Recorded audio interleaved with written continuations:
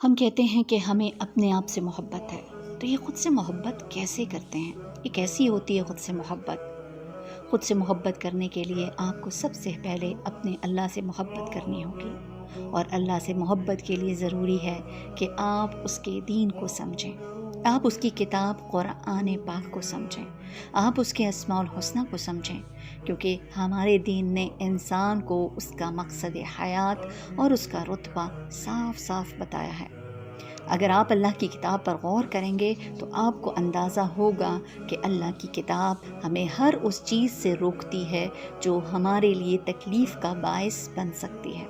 اور اللہ کی کتاب ہمیں ہر اس چیز کو اپنانے کا حکم دیتی ہے جو ہمیں ہمارے غموں سے آزاد کرتی ہے۔ اور خود سے محبت کرنا یہی تو ہے کہ خود کی کیئر کرنا، خود کے لیے وہ انتخابات کرنا جو آپ کے لیے نقصان کا باعث نہ بنے،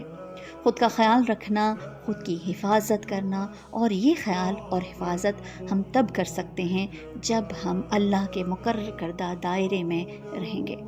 وہ دائرہ جو خاص اس نے ہمیں محفوظ رکھنے کے لیے بنایا ہے، جسے ہم دین اسلام کہتے ہیں، جسے ہم قرآن کہتے ہیں، جسے ہم سنت رسول صلی اللہ علیہ وسلم کہتے ہیں۔